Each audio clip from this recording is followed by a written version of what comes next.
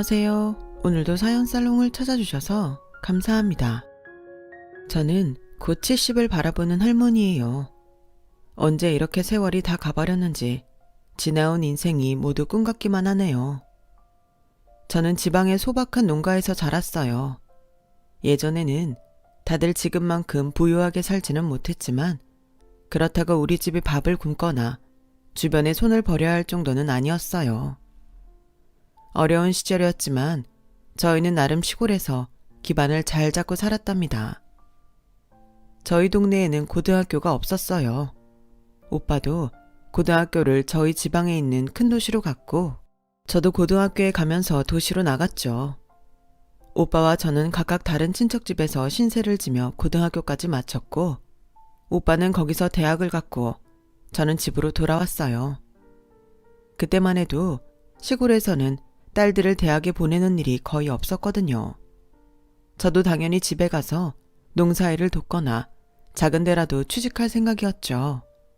하지만 엄마는 다르셨어요. 경수가 앞으로는 여자들도 많이 배우고 똑똑해져야 된다. 나는 네가 대학을 못 가더라도 전문적인 기술이라도 배웠으면 좋겠어. 근데 뭘 하면 좋을지도 모르겠고 친구들도 다 취직하거나 결혼했단 말이야. 나만 또 뭘 배우러 낯선 데 가는 게 좀 겁이 나는데. 경호 있는 데에서 찾아보면 되잖아. 여기 있지 말고 뭘 해도 더 넓고 사람 많은 데 가서 해. 엄마는 어릴 때 공부를 굉장히 하고 싶었는데 외할아버지의 반대가 너무 심해서 중학교를 마치고 아빠와 결혼을 하셨대요. 자신의 꿈이 꺾였던 엄마는 제가 꿈이 생겼을 때 그것을 이룰 수 있도록 해주고 싶으셨던 거죠. 저는 밭일해라 집안일해라 성화하는 친구들 엄마와 다른 우리 엄마를 보며 오히려 이게 내 복이라는 생각이 들었고 저는 고민 끝에 오빠와 함께 방을 얻어서 대학 근처 서점에서 일하기로 했어요.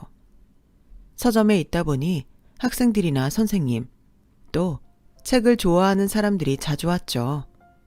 어딘지 저와는 다른 세계에 있는 똑똑한 사람들 같아서 부럽기도 했어요.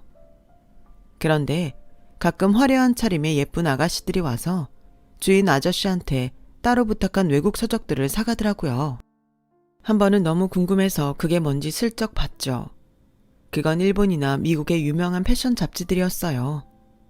그 아가씨들은 패션을 공부하는 학생들이었고요. 저는 잡지에 나오는 예쁜 옷이며 액세서리를 보며 마음이 막 두근거리더군요. 저도 그렇게 입고 싶었고 만들어보고 싶었죠. 오빠, 나 하고 싶은 거 찾았어. 나 이렇게 예쁜 옷 만들고 입고 다니고 싶어. 근데 이런 거 배우려면 어떻게 해야 되지? 그래? 어디? 아, 그러고 보니 생각났는데 학교 근처에 양장학원이라는 게 있던데 거기 알아볼래?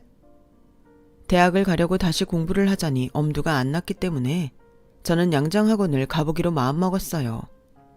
미싱을 사용하는 법과 바느질의 기초부터 다시 배웠는데 생각보다 제가 참 잘하더라고요. 선생님들도 제가 하는 걸 학생들에게 보여주며 이렇게 따라하라고 할 정도였어요. 저는 패턴을 뜨고 가봉을 하는 것도 꽤 재미있게 공부했어요. 항상 신이 나서 학원에 일찍 나와서 혼자 디자인도 하고 남은 천으로 실습도 해보고 그랬더니 실력이 금방 늘었죠. 그런 저를 눈여겨보고 있던 원장님은 학원이 끝난 후 저를 따로 불렀어요. 경수가 기차역 바로 앞에 번화가에 내 친구가 아는 의상실이 있어. 거기서 똑똑하고 손끝 야문 직원 보내달라고 해서 너 추천했다. 정말요? 감사해요 원장님. 안 그래도 이제 곧 졸업인데 어디에 취직해야 되나 고민이 많았거든요.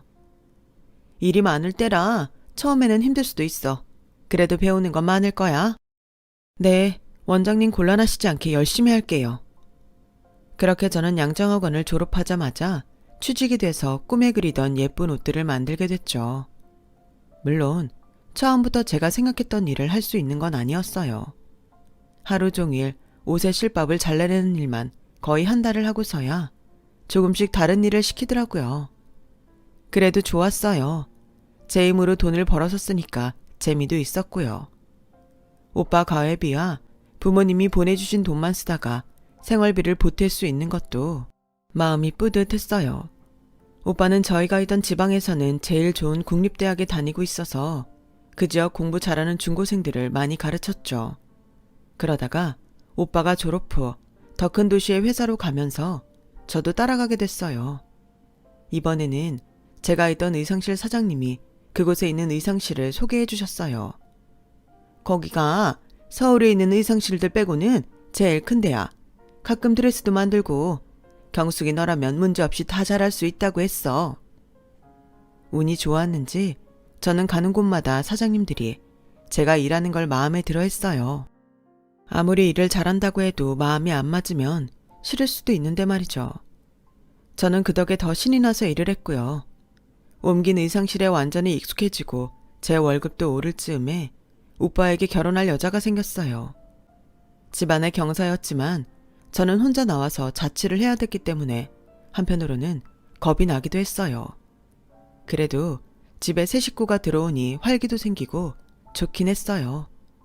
오빠가 짝을 만나 재미있게 사는 걸 보니 부럽더라고요. 그런 환경의 변화가 제 마음도 움직였는지 그때까지 결혼 생각을 안 했던 저는 또래보다 좀 늦게 선을 보고 결혼까지 약속하게 됐어요. 의상실 사장님이 단골 손님을 통해서 소개해준 사람인데 말이 없고 성실한 면이 마음에 들더라고요. 그 사람도 저를 좋게 봐줬고요. 경숙 씨 만나려고 제가 지금까지 혼자였나 봐요.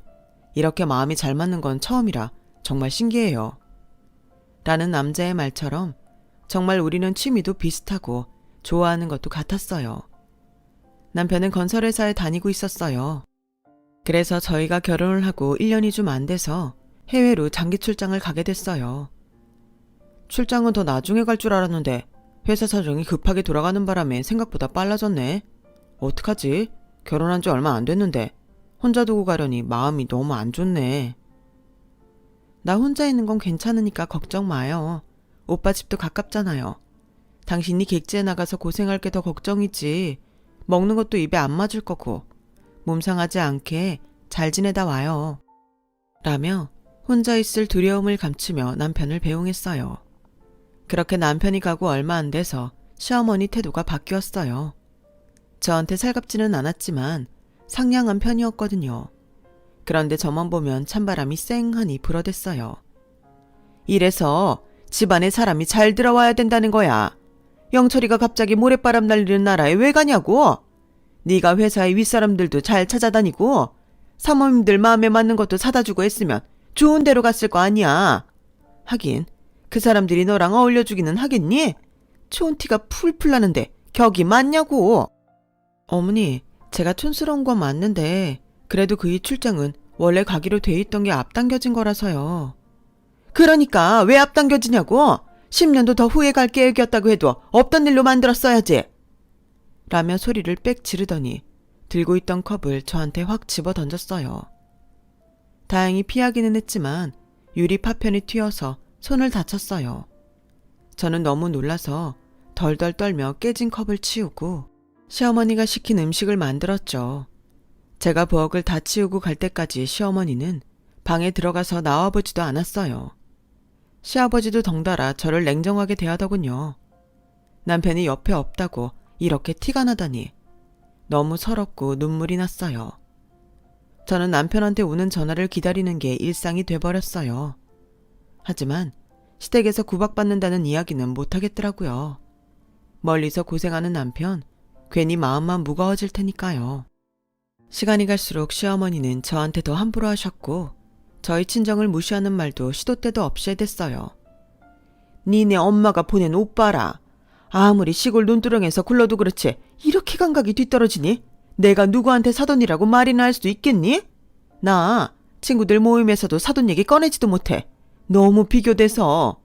너도 뭐 큰 의상실에서 일한다고 해서 세련된 줄 알았더니 지 엄마 아주 빼다 박았어. 나는 니네 엄마 손 탄 거 한 입도 못 먹는다. 그 냄새나는 시골에서 제대로 씻지도 않은 손으로 주물럭거렸을 거 아니야. 생각만 해도 구역질 난다. 이거 다 가져가라. 라며 엄마가 정성스럽게 보내주신 음식들을 통째로 쓰레기통에 버리기도 했어요. 저는 당장이라도 울음을 터뜨릴 것 같았지만 애써 참았어요. 저 사람들한테 우는 모습은 보여주기 싫었거든요.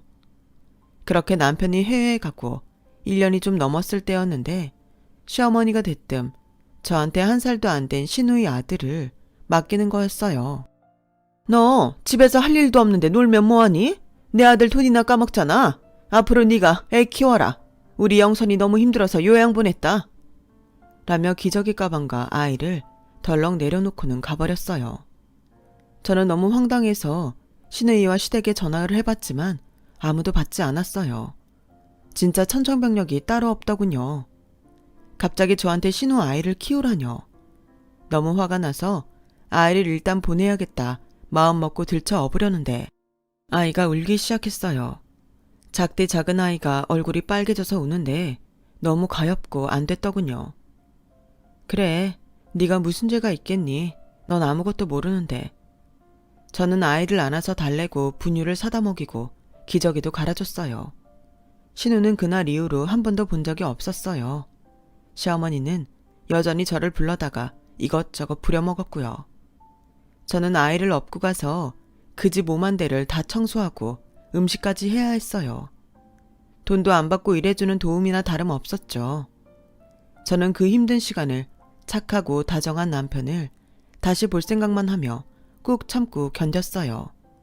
하지만 저의 인내는 남편의 죽음을 알리는 소식으로 전부 부질없는 것이 됐죠. 남편은 건설 현장에서 사고로 목숨을 잃었다고 하더군요. 진짜 하늘이 무너진다는 말이 무슨 뜻인지 알겠더라고요. 남편 유해가 오고 장례식을 치르는 동안 저는 시댁 식구들이 하는 모진 말들을 수도 없이 들어야 했어요. 이게 다 너 때문이다. 잘나지 못한 네가 우리 집에 들어와서 생때 같은 내 아들이 이렇게 간 거야. 살려내. 내 아들 살려내. 거참. 내 그러니까 영철이 단속 잘하라고 했잖아. 아무데나 길바닥에서 만나는 여자를 데려오니 이런 꼴을 보는 거지. 라며 시아버지는 저희 부모님 앞에서까지 저에게 막말을 해댔어요. 부모님은 괜히 저 때문에 고개를 들지 못하고 죄인처럼 계셨어요. 옛날 사람들인데다 시골에서만 살다 보니 시댁에서 하는 말들은 참아야 된다고만 생각하는 순박한 분들이셨거든요. 그런데도 시누이는 코빼기도 보이지 않았어요. 물론 그때는 그런 걸 신경 쓸 여유도 없었는데 나중에 장례가 다 끝나고 생각해보니 자기 아들까지 맡겨놓은 사람이 안 보이는 게 너무 이상하더라고요. 어머니, 근데 아가씨는 왜 장례식도 안 오신 거예요? 아직도 몸이 안 좋아서 요양 중이에요. 네가 왜 영선이 일에 신경 쓰니? 뭐라도 돼? 아무리 그래도 오빠 장례식에도 안 오고 애기 보러도 한 번을 안 오잖아요. 네가 지금 영선이 애 봐준다고 유세하는구나. 너 참 웃기는 애다. 야, 됐어. 이제 말해봤자 내 입만 아프지. 너 이제 안 와도 되니까 오지 마. 네? 그게 무슨 말씀이세요? 못 알아들어. 오지 말라고. 영철이도 없는데 네가 우리랑 무슨 상관이니? 그럼 아이는 오늘 여기 두고 가야 돼요? 아이 옷이랑 물건 하나도 안 챙겨왔는데.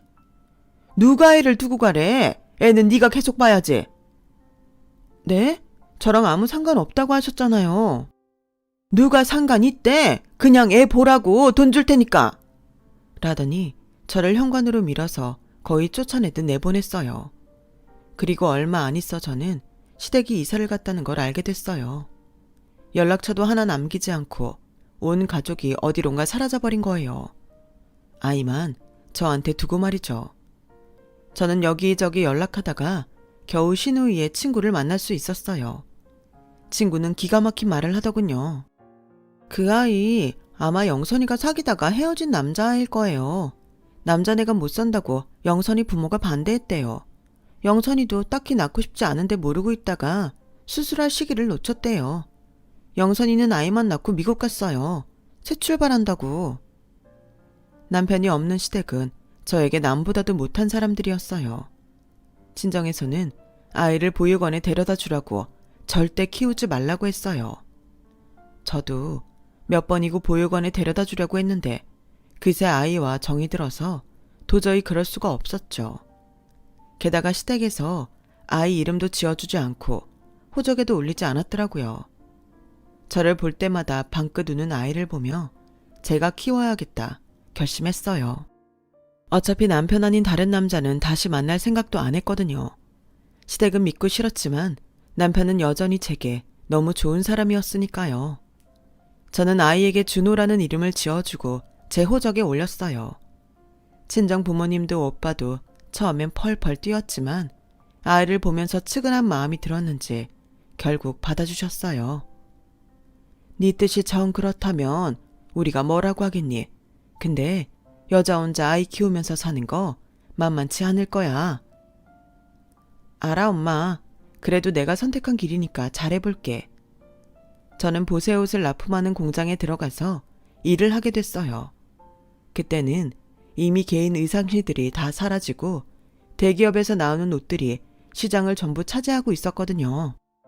저는 대학을 나오지 않았기 때문에 좋은 회사 취직은 꿈도 꿀 수 없었어요. 제가 있는 곳에서 아이를 키우며 다닐 수 있는 데는 보세 옷 공장이 최선이었죠. 저는 준호를 정말 제 아들처럼 여기며 소중히 키웠어요. 안 그래도 아빠가 없다고 놀림을 받을 텐데 다른 걸로 기죽일 수는 없다고 생각해서 옷도 좋은 것만 입히고 용돈도 충분히 주려고 애를 썼죠. 제가 못 쓰고 못 입어도 아이는 다 해줬어요. 제 아들이다 생각하고요. 아들도 제 마음을 아는 건지 속도 한번 안 썩이고 공부도 잘했어요. 기특하게도 고등학교 때부터는 학교 졸업생들이 주는 장학금을 받아서 서울에 있는 좋은 대학 법학과에도 갔고요. 친정 식구들도 다 잘했다며 많이 기뻐해줬고 아들한테 선물도 많이 해줬어요. 입학식 때는 다 같이 서울에 올라가기도 했고요. 입학식이 끝나고 아들이 그러더군요. 엄마가 저 키우느라 고생 많이 하셨잖아요. 저도 엄마가 친엄마가 아닌 거 중학교 때부터 알았어요. 근데 할머니, 할아버지, 외삼촌 다 티도 안 내고 잘해주셨잖아요. 이제는 제가 호강시켜 드릴 거예요. 엄마, 힘든 일 그만해. 아이고, 말만이라도 너무 고맙다. 엄마 너 키우는 거 안 힘들었어.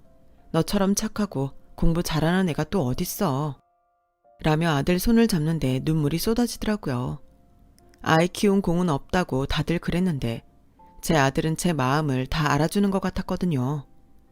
아들은 대학에서도 공부를 잘했고 군대도 무사히 다녀왔어요. 졸업 후에는 학원에서 아르바이트로 학생들을 가르치며 사법고시 공부를 했죠. 아들은 2번 만에 시험에 붙었고 당당하게 변호사가 되었답니다. 아들이 들어가고 싶어 했던 변호사 사무실에 취직도 됐죠. 정말 꿈만 같은 날들이었어요. 저는 몸이 안 좋아져서 소일거리로 동네 아이들 봐주는 것도 못하고 병원에 자주 다니고 있었지만 걱정할 정도는 아니었어요. 그러다가 갑상선에 이상이 있다고 해서 대학병원 내분비과를 갔죠. 여자 선생님이 어찌나 상냥하고 사람 마음을 편하게 해주던지 다른 병원처럼 긴장도 안 되게 하고 좋더라고요. 저는 혹이 있지만 수술은 안 해도 될 것 같다고 해서 정기적으로 치료를 받고 약을 타러 다녔어요. 그런데 글쎄 아들 녀석이 가끔 저를 데려다 주러 왔다 갔다 하다가 그 의사 선생하고 사귀게 됐지 뭐예요. 결국 둘은 결혼을 약속한 사이가 됐어요. 저는 여자 집안에서 우리 집에 별 볼 일 없다고 반대하면 어쩌나 했는데 너무 좋으신 분들이라 걱정한 제가 바보처럼 느껴질 정도였어요. 정식으로 상견례 날짜를 잡고 준비를 할 때인데 갑자기 어떤 여자가 절 찾아왔어요. 바로 전에 아들을 놓고 미국 갔다던 신우이였어요. 내 아들 찾으러 왔어요. 이제 엄마인 척 그만하고 내 아들 내놔요. 저는 변하지 않은 그 집 식구들의 거만한 말투에 치가 떨렸어요. 1살도 안 된 갓난 아기를 떼어놓고 가서 지금까지 단 한 번 연락한 적도 없으면서 무슨 염치로 그런 말을 해요? 내 아들 내놓으라고요? 준호는 내 아들이에요. 키웠다고 자기 아들이에요? 낳은 건 엄연히 나라고요. 친엄마가 자기 아들 찾겠다는데 그걸 가로막으면 안 되죠. 천년이잖아요. 저는 할 말을 잃었어요. 이제 와서 다 키운 아들 빼앗기는 기분에 마음이 너무 아팠죠. 그러면서 집에 멋대로 쳐들어오더니 애를 싸구려로 막 키웠다느니 없는 집에서 자기 아들 고생시켰다느니 할 말 못할 말 막 하더군요. 그런 거 보니 시어머니하고 똑같더라고요. 시부모는 이제 돌아가셨을 테니 죽은 사람들 흉보지는 말자 하고 입을 닫았죠. 신우이는 기어이 아들이 다니는 변호사 사무실 주소와 전화번호를 알아냈어요. 먼저 전화를 했는데 아들과 통화가 안 되니까 직접 찾아간다고 나가더군요. 마음 같아서는 못 가게 하고 싶었지만 아들을 생각하면 또 그건 아닌 것 같았어요. 그래도 자기 친엄마인데 만나고 싶지 않겠어요? 저는 아들한테 전화도 못 해보고 혼자 속만 태웠어요. 그러다가 상견례 날이 되었어요. 신우이는 자기가 나가겠다고 저더러 오지 말라고 하더군요. 당연히 친엄마가 나가야 되는 자리 아니에요? 나 그날도 준호 만나서 이야기 많이 했어요. 그러니까 이제 우리 사이에 그만 끼어들어요. 저는 마음이 너무 서글퍼졌어요. 아들은 저한테 그런 말도 전혀 없었고 어제는 전화로 상견례 때 보자고 했거든요. 그새 마음이 변했나 싶어서 섭섭함에 눈물이 났죠. 그렇게 30분쯤 혼자 거실에 앉아 넋을 놓고 있는데 아들이 들어오더군요. 엄마, 여기서 뭐 하고 있어? 이러다 늦겠다. 얼른 가자. 어? 너 왜 여기로 왔어? 회사 끝나고 바로 가지 않고. 엄마 편하게 모시려고 왔지. 가자.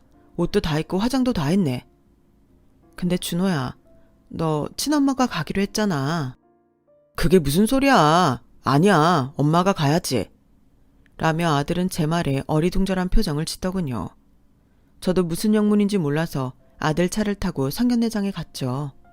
그랬더니 호텔 레스토랑 입구에 신우이가 서 있다가 아들을 보더니 활짝 웃으며 다가오는 거예요. 아들, 엄마가 온다고 했잖아. 많이 기다렸는데? 하더니 저를 보며 표정이 찜찜해지더라고요. 아들, 저 사람은 왜 데리고 왔어? 우리 아들이 너무 착하고 여려서 정을 못 버려서 그렇지. 근데 그렇게 약하면 큰일 못한다. 끊어버릴 건 얼른 끊어야지. 끊어야죠. 그러니까 돌아가세요. 제 앞에 다시는 나타나지 마시고요. 아들은 정말 칼 같고 단호한 태도로 신우이에게 똑똑히 말했어요. 저는 아들이 그렇게 무섭게 말하는 걸 그날 처음 봤어요. 신우는 당황해서 얼굴이 빨개지더군요. 무슨 소리야 아들. 이제 엄마가 왔으니까 엄마랑 살아야지. 그동안 갖지 못한 세월 이제부터라도 채워나가야 되잖아. 뭘 잘 모르시나 본데 저 변호사라서 뒷조사 같은 거 마음먹으면 금방 해요. 할머니, 미국에서 부자 남편 만나서 살다가 카지노로 재산 다 날렸다면서요. 근데 제 친부가 한국에서 잘 살고 있다는 걸 알고 왔는데 저를 찾아오면 재산 반을 주겠다고 했다면서요.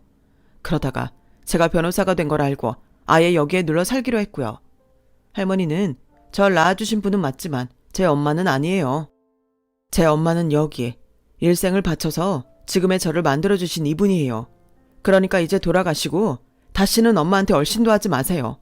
한 번만 더 엄마 찾아와서 말도 안 되는 소리 하면 저 가만 안 있어요. 제 친부 옆에도 못 있게 다 퍼뜨릴 거예요. 신우이는 창백해져서 온몸을 덜덜 떨며 아들과 저를 붙잡았어요.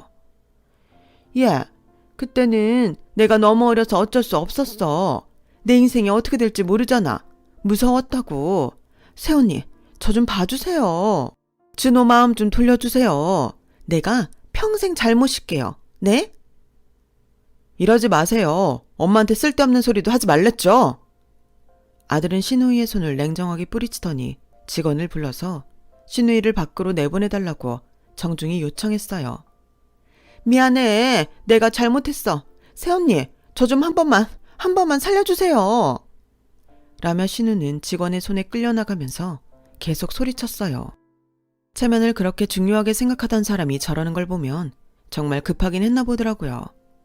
아들은 제 손을 꼭 잡아주었어요.